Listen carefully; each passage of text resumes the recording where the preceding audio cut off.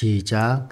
시온에서 나팔을 불며 나의 거룩한 산에서 경고의 소리를 질러 이 땅 주민들로 다 떨게 할지니 이는 여호와의 날이 이르게 됨이니라. 이제 임박하였으니 곧 어둡고 캄캄한 날이요 짙은 구름이 덮인 날이라. 새벽빛이 산 꼭대기에 덮인 것과 같으니 이는 많고 강한 백성이 이르렀음이라. 이와 같은 것이 옛날에도 없었고 이후에도 대대에 없으리로다. 불이 그들의 앞을 자르며 불꽃이 그들의 뒤를 태우니 그들의 예전의 땅은 에덴 동산 같았으나 그들의 나중의 땅은 황폐한 들 같으니 그것을 피할 자가 없도다. 그의 모양은 말 같고 그 달리는 것은 기병 같으며 그들이 산 꼭대기에서 뛰는 소리는 병거 소리와도 같고 불꽃이 건물을 사르는 소리와도 같으며 강한 군사가 줄을 버리고 싸우는 것 같으니 그 앞에서 백성들이 질리고 무리의 낯빛이 하얘졌도다. 그들이 용사같이 달리며 무사같이 성을 기어오르며 각기 자기의 길로 나아가되 그 줄을 이탈하지 아니하며 피차에 무너지지 아니하고 각기 자기의 길로 나아가며 무기를 돌파하고 나아가나 상하지 아니하며 성중에 뛰어들어가며 성 위에 달리며 집에 기어오르며 도둑같이 창으로 들어가니 그 앞에서 땅이 진동하며 하늘이 떨며 해와 달이 캄캄하며 별들이 빛을 거두도다. 여호와께서 그의 군대 앞에서 소리를 지르시고 그의 진영은 힘이 크고 그의 명령을 행하는 자는 강하니 여호와의 날이 크고 힘이 두렵도다. 당할 자가 누구랴? 여호와의 말씀에 너희는 이제라도 금식하고 울며 애통하고 마음을 다하여 내게로 돌아오라 하셨나니 너희는 옷을 찢지 말고 마음을 찢고 너희 하나님 여호와께로 돌아올지어다.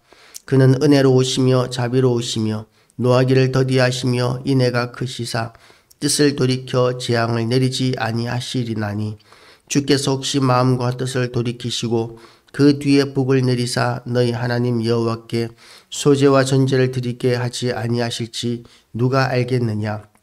너희는 시온에서 나팔을 불어 거룩한 금식일을 정하고 성회를 소집하라.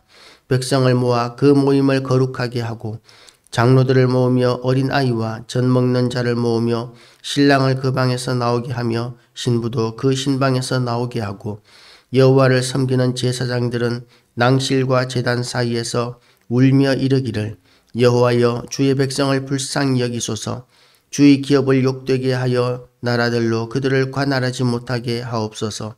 어찌하여 이방인으로 그들의 하나님이 어디 있느냐 말하게 하겠나이까 할지어다.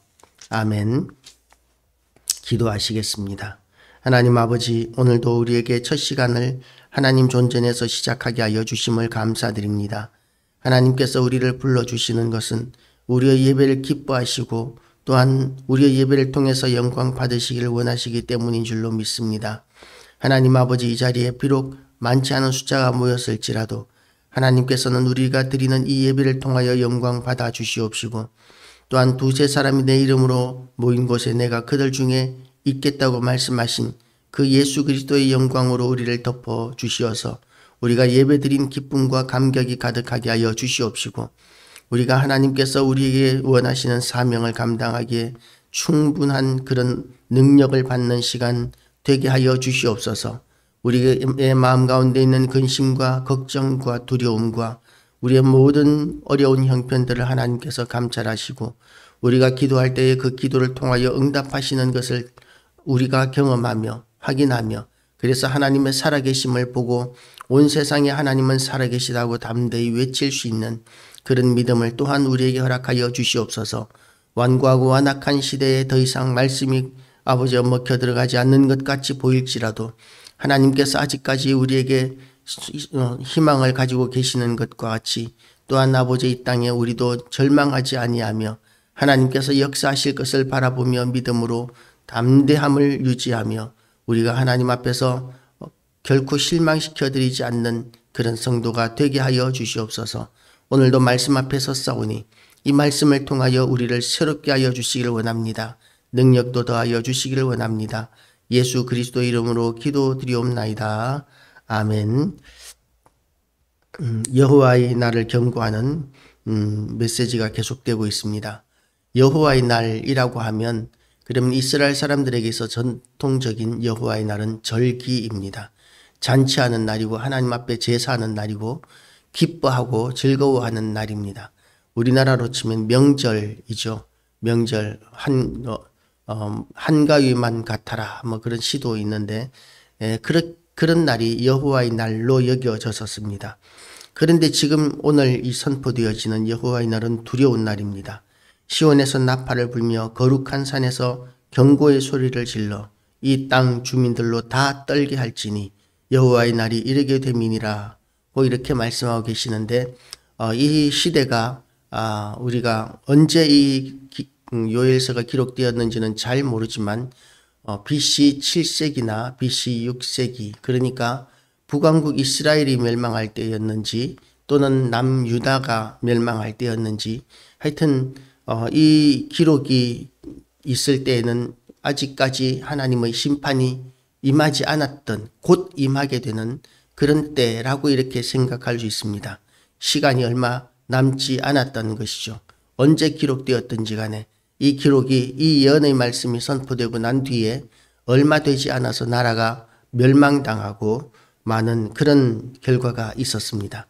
그래서 이 하나님의 심판, 진노가 임하게 되면 세상의 어떤 나라들의 침략이나 어떤 재앙보다도 하나님의 진노의 심판은 훨씬 두려운 일이 되는 것입니다. 북왕국 이스라엘이 멸망할 때 아수르에 의해서 사마리아 성이 포위되었습니다. 그 포위 기간이 길어지게 되면서 백성들은 얼마나 굶주렸는지 성 안의 아이들을 서로 잡아먹기도 하고 하는 그런 비참한 일들이 있었습니다.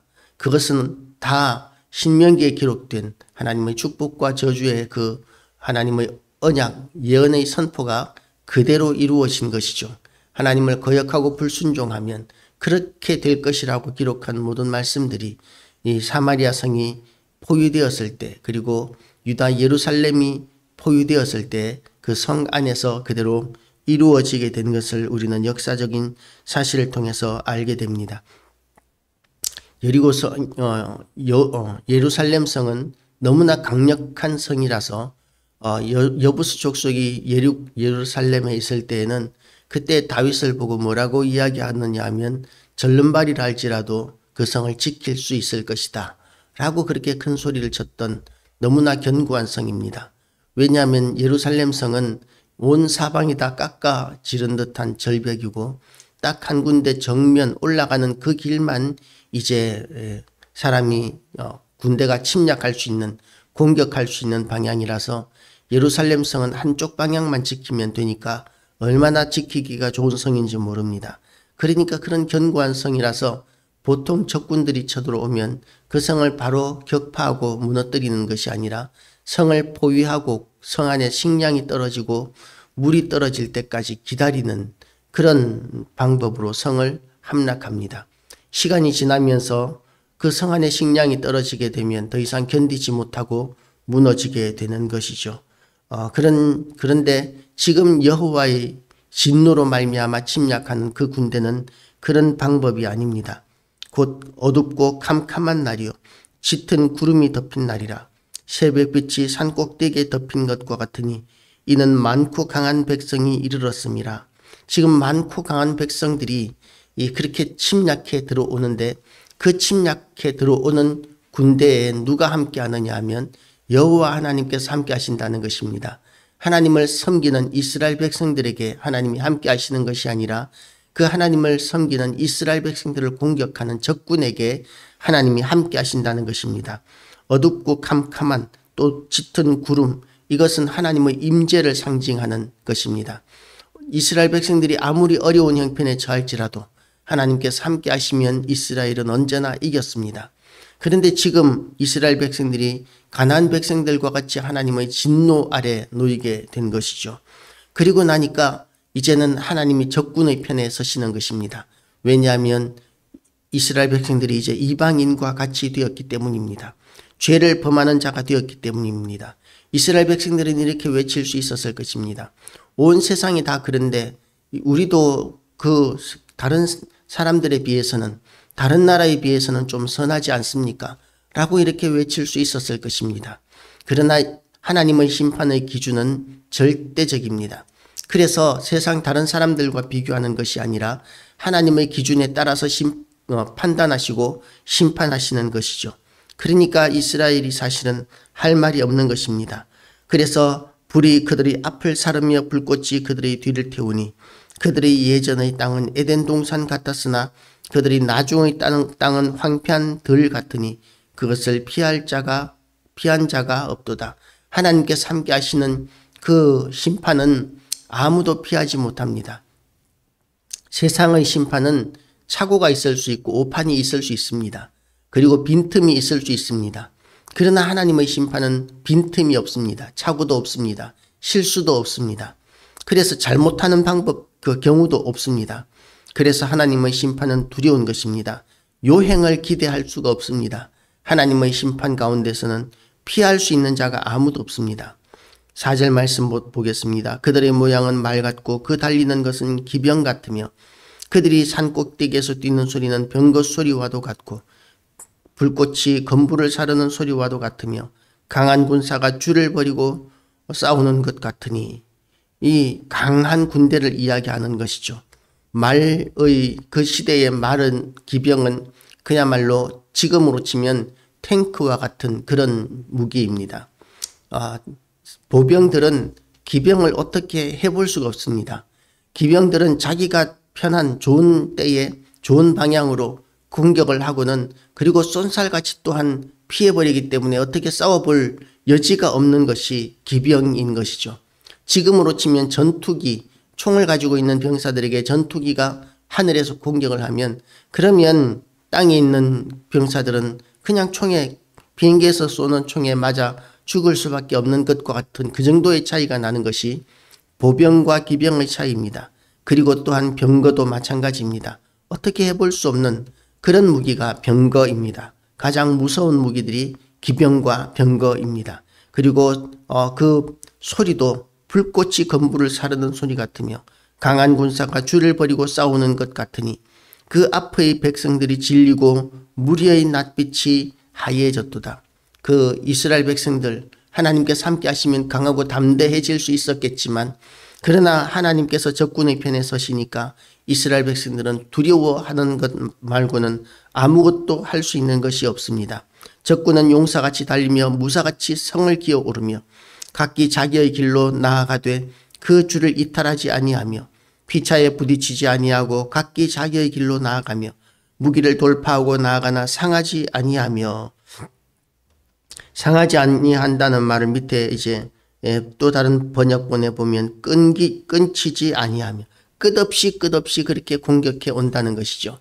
끝없이 6.25 때 중공군들이 인해 전술로 그렇게 군사들 우리 군대를 그렇게 공격했던 것처럼 총알보다도 훨씬 더 많은 군대가 쳐들어올 때 병사들이 질렸던 것처럼 그런 너무나 많은 강한 군대가 지금 이스라엘 백성들에게 또는 유다 백성들에게 계속해서 공격해 들어오고 있는 것입니다. 그런데 상하지도 아니하며 끊임없이 그렇게 강한 군대가 쳐들어오는데 성중에 뛰어들어가며 성 위에 달리며 집에 기어오르며 도둑같이 창으로 들어가니 그 앞에서 땅이 진동하며 하늘이 떨며 해와 달이 캄캄하며 별들이 빛을 거두도다. 땅에서 전쟁하는데 하늘이 왜 떨고 두려워하겠습니까? 하나님이 함께 하시기 때문입니다. 그들 가운데 하나님이 함께 하시니까 땅이 진동하고 하늘이 떨고 해와 달이 캄캄하며 별들이 빛을 거두는 그런 일들이 적군이지만 그 적군에게 하나님이 함께 하시기 때문입니다. 왜 하나님이 그들을 기뻐하시겠습니까? 아니요, 기뻐하시지 않습니다. 이스라엘을 침략하고 공격하는 그들을 기뻐하는 것이 아니라 유다와 이스라엘이 하나님 앞에 너무나 범죄하였기 때문에 회개하지 않고 있기 때문에 하나님께서 그렇게 온 땅이 두려워할 정도로 그 적군에게 함께 하시면서 이 유다와 이스라엘을 공격하고 있는 것입니다. 그런데 이렇게 하나님께서 두려운 하나님의 심판에 대해서 경고하시는 이유가 무엇입니까? 12절 말씀에 이렇게 나오고 있습니다. 여호와의 말씀에 너희는 이제라도 금식하고 울며 애통하고 마음을 다하여 내게로 돌아오라 하셨나니 하나님께서는 그렇게 심판하시기를 기뻐하시는 것이 아니에요. 하나님의 예언의 말씀은 그대로 이루어져야 하는 것이 있고 이루어지지 말아야 하는 것이 있습니다. 하나님께서는 이루어지기를 원하여서 이런 심판의 메시지를 보내시는 것이 아닙니다. 이루어지지 않기를 원하여서 이 심판의 메시지를 계속해서 두려울 정도로 표현하시면서 그렇게 경고하고 계시는 것이죠. 그리고 진정으로 원하시는 것이 뭐냐면 회개하라는 것입니다. 진정으로 하나님 앞에 떨고 회개하라는 것입니다. 형식적인 회개하지 말고 마음을 찢고 여호와 하나님께로 돌아오라고 그렇게 말씀하십니다.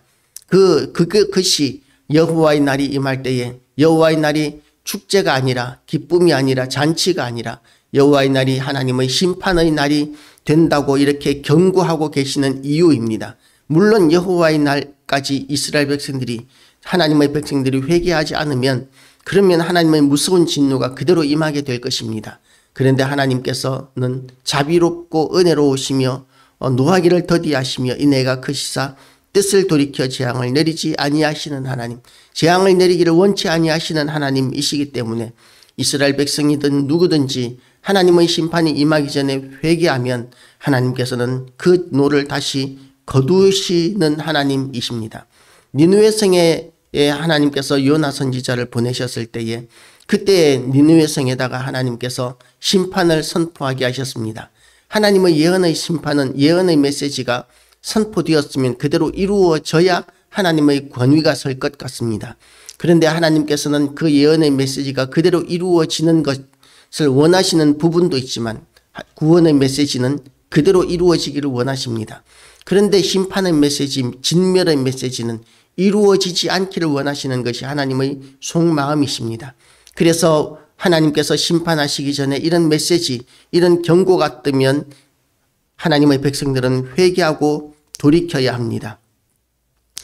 하나님 앞에 회개하고 돌이키면 재앙을 내리지 아니하시나니 주께서 혹시 마음과 뜻을 돌이키시고 그 뒤에 복을 내리사 너희 하나님께 소제와 전제를 드리게 하지 아니하실지 누가 알겠느냐라고 이렇게 이야기가 계속 이어지면서 성회를 선포하고 하나님 앞에 회개하라고 이렇게 이야기합니다.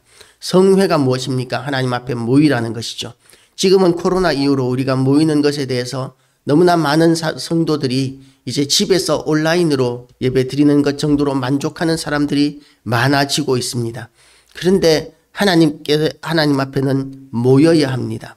왜냐하면 하나님께서 교회를 두신 이유가 단지 설교를 듣기 위해서 모이게 하신 것이 아니라 거룩한 성도의 교제를 나누게 하시고 또한 사명을 감당하는데 합력하게 하시기 위하여 모여라고 말씀하고 계시는 것이죠. 회개하는 것도 마찬가지고 기도하는 것도 마찬가지입니다. 개인 기도 중요합니다. 그런데 함께 합심하여 기도하는 그 기도가 훨씬 더 능력이 있기 때문에 하나님께서는 모여라고 말씀하십니다. 여기에는 차별이 없습니다. 누구든지입니다. 보통 전쟁에 나갈 때 전쟁이 일어나면 싸울 수 있는 모든 병사들을 다 불러 모아야 하지만 결혼한 신랑은 병역에 그렇게 징집되지 않습니다. 그리고 이제 중요한 일들이 있는 사람, 땅을 샀거나 또는 소를 샀거나 그런 중요한 일들이 있는 사람들, 포도원을 가꾸었거나 그렇게 포도원을 가꾸었는데 포도 결실을 먹어보지 못했거나 하는 그런 사람들에게 대해서는 개인 사정을 다 봐주어서 전쟁에도 징집하지 않습니다. 그런데 하나님 앞에 회개하고 회개를 선포하고 성회를 하는 데 있어서는 하나님 앞에 집회를 하는 데 있어서는 그 어느 누구도 예외 없이 다 나아오라고 말씀하고 계시는 것이죠. 그렇게 하나님 앞에 회개하고 나아가야만 하는 절박한 그런 죄악들이 유다 땅에만 있었겠습니까? 지금 우리에게도 있다는 것이죠. 그래서 모이기를 힘써야 하고 그렇게 모여서 기도하고 모여서 예배드리고 말씀을 통해서 우리가 회개하고 변화되어지는 그런 역사가 있을 때 우리를 향하신 하나님의 진노는 거두어지게 될 것이고 하나님의 은혜가 다시 한 번 더 우리에게 임하게 될 것이라고 하나님은 우리에게 말씀하고 계십니다. 왜냐하면 하나님은 사랑이시기 때문에 그렇습니다. 그 좋으신 하나님께 오늘도 하나님 앞에 회개하고 자복하고 하나님의 은혜를 구하는 시간 되시기 바랍니다. 예수님이 지나가실 때에 소경 바디메오가 다윗의 자손 예수여 나를 불쌍히 여기소서라고 이렇게 외쳤던 그 기도에 예수님이 응답하셨던 것과 같이 또한 오늘 여기에서도 여호와여 주의 백성을 불쌍히 여기소서라고 기도하라고 말씀하십니다. 우리의 기도가 하나님의 은혜를 구하는 기도는 우리가 잘한 것, 수고한 것, 헌신한 것을 내세우는 기도가 아니라 단지 나를 불쌍히 여기소서, 우리를 불쌍히 여기소서, 그렇게 겸손히 하나님 앞에 기도하는 그런 태도를 하나님께서 기뻐 받으십니다. 오늘도 겸손한 기도가 터져 나오고 하나님께서 도우시는 기도의 자리가 되시기를 주님의 이름으로 축복합니다. 기도하시겠습니다. 하나님 아버지, 이 아침에도 우리에게 생명의 말씀을 허락하여 주심을 감사드립니다. 하나님 아버지, 지금 이 요엘의 시대에 비교해서 우리의 시대가 과연 낫다고 이야기할 수 있겠습니까? 하나님 아버지, 하나님 앞에 너무나 완고하고 완악한 시대가 되어버렸고 하나님께서 우리에게 다시 한 번 더 심판하셔도 진노를 바라셔도 우리가 할 말이 없는 그런 죄악된 세상을 우리가 살고 있음을 고백합니다. 하나님 아버지, 그럼에도 불구하고 교회와 성도들이 깨어나게 하여 주시고 모이기를 다시 힘쓰게 하여 주시고 다시 한 번 더 부흥을 허락하여 주셔서 하나님 앞에 부르짖는 기도의 소리가 끊이지 않게 하여 주시고 그리고 또한 하나님께서 그 기도에 응답하셔서 다시 한 번 더 복을 주시고 부흥을 주시는 놀라운 은혜가 우리 가운데 충만히 임하게 하여 주시옵소서. 오늘도 우리의 기도의 문을 열어 주시어서 하나님의 뜻에 합당한 기도하게 하여 주시옵시고 또한 우리의 기도에 능력이 임하고 응답하시는 하나님의 음성을 듣는 시간 되게 하여 주시옵시고 또한 하나님 아버지, 이 땅에 오늘도 예수 그리스도의 피를 뿌리고 바르고 덮사오니 이 땅의 모든 어둠의 영들, 악한 영들을 진멸하여 주시옵시고 이 땅의 죄악이 사라지고 하나님 앞에 회개하고 돌아오는 심령들이 넘쳐나게 하여 주셔서 교회들마다 빈자리가 채워지고 또한 하나님 앞에 지금까지보다 더 큰 일들을 감당할 수 있게 하여 주시옵소서. 성도들의 모든 생업에도 하나님께서 기름 부어 주셔서 잘 되게 하여 주시고 형통하게 하여 주시고 성도들에게 필요한 것들로